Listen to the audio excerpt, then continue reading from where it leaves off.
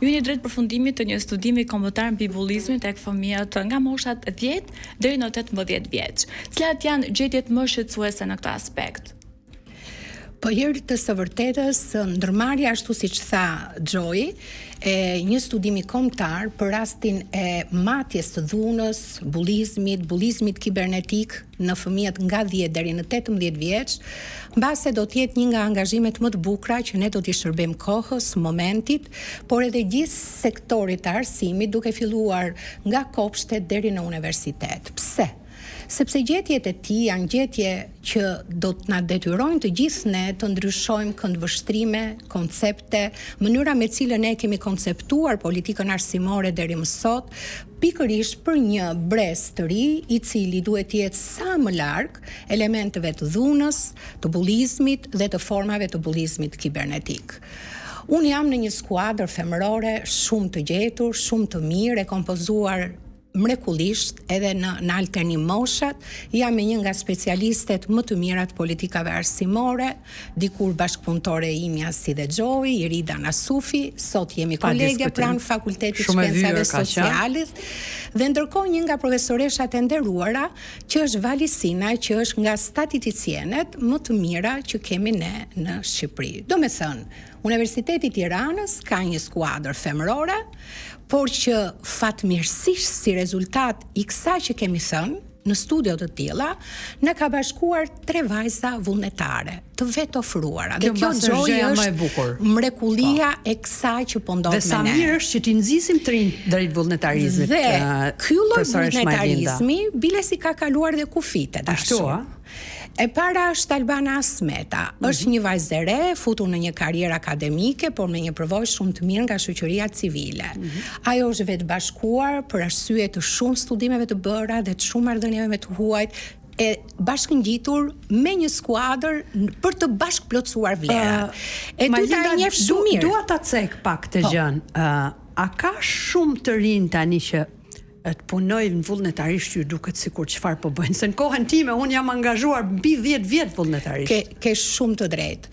Dhe unë përpiqem në auditor t'ja them studentëve, çdo vullnetarizëm ka një pasuri nga mbrapa që një ditë do ta kërkosh ta bësh çdo gjë, çdo mundesh, do duash të paguash, nuk e paguan, por ty të ka sjellur mundësia ose vetë ofrimi yt dhe shfrytëzoje për ta bërë. Ti po arsimohesh pa një pagesë. Ke shumë të drejtë që ka rënë edhe për hir të së vërtetës duhet pranojmë një gjë.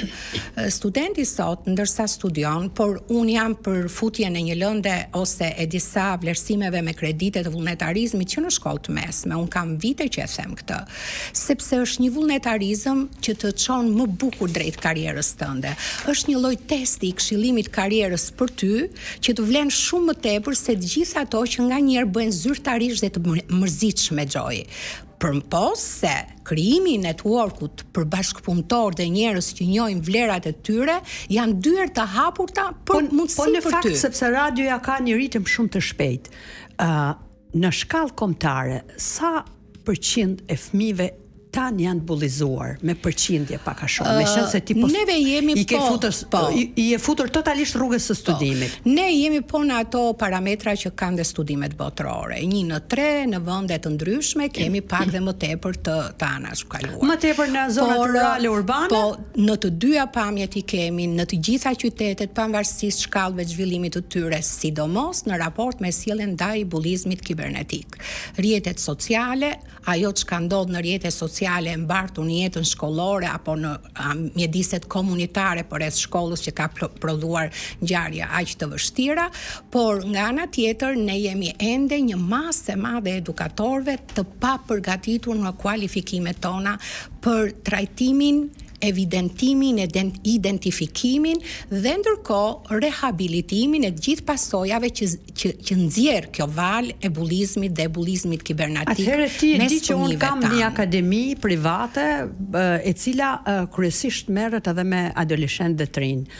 Kur mendova podcastin, kryesisht ishte thelbi ose trajtimi i çështjeve të fëmijëve të bullizuar, adoleshentëve, vajzave dhe grave që janë përfshirë në vepra penale dhe ndërtuam një rubrik, një letër drejtuar emisionit Podcast Labirint në Trum. Sot na ka ardhur një letër nga një adoleshente dua ta lexojmë për gjithë dëgjuesit sepse shumë prekse dhe tejet e vërtet.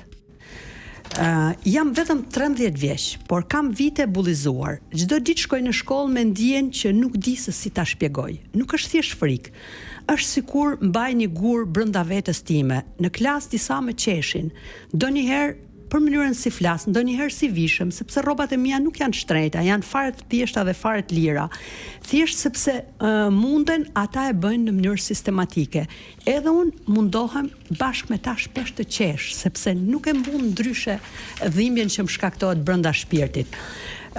Duket sikur më dhëmb. Sa herë unë kthehem në klasën ku kam bashkëmoshëtarët e mi, por e vërteta është që nuk më dhëmb, por është një dhimbje që fle me mua, zgjohet me mua dhe rri me mua. Kur kthehem në shtëpi, askush nuk e kupton. Më pyesin si e kalove në shkollë dhe unë e kthej një përgjigje krejt rutinë mirë, sepse kam frikë se mos mendojnë që jam e dobët. Por unë nuk dua të jem e dobët, por a është dobësi të ndihesh i lënduar, i vrar shpirtërisht në mënyrë sistematike? Njëherë kam dashur të helmoj veten, në fakt, por nuk e bëra. Gjeta një lloj shërimi në një libër që po lexoj. Pra, edhe një libër ndonjëherë kthehet në mesazh dhe në motiv. Unë nuk jam ajo që thon ata, nuk jam e çuditshme, nuk jam e pavlerë, jam thjesht një fëmijë që do të ketë miq, mikesha, të qesh, pa frikë dhe të ndihet e pranuar. Ata nuk kanë mëshirë ndaj meje shpeshherë. Ndonjëherë pyes veten, pse dikush zgjedh të lëndoj dikë tjetër? A mund që bota të bëhet ndryshe? A mund të kishim ne bashkëmoshatar pak më të paqë dhe pse kanë të vështirë ta pranojnë tjetrin kur është ndryshe? Por di një gjë, një ditë do të jem më e fortë, jo sepse më lënduan, por sepse unë nuk u bëra si ata. Unë mësova nga vetja dhe ju riktheva vetes dhe pranova që unë do i mund ata. Dhe ndoshta një ditë dikush si unë do më dëgjoj dhe do më kuptoj se unë nuk jam vetëm, po kam njerëz rreth vetes që do më mbrojnë dhe do më shpëtojnë nga ky bullizim i përhershëm.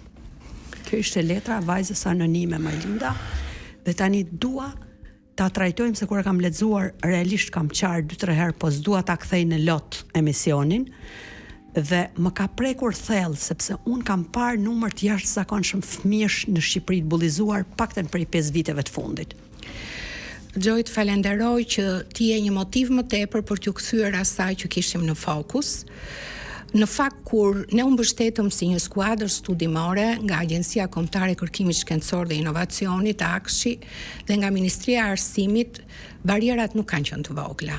Nuk kanë qenë të vogla se nga një herë ti e njeh mirë sistemin. Sigurisht. Mënyra me cilën mund të deklarosh raste të tilla të ekzistencës brenda shkollave tona, raste të tilla brenda kolektivave të atyre që mund të themi shërbimi psikosocial, por edhe në shumësinë e prindërve të këtyre fëmijëve, ne jemi ende të papërgatitur.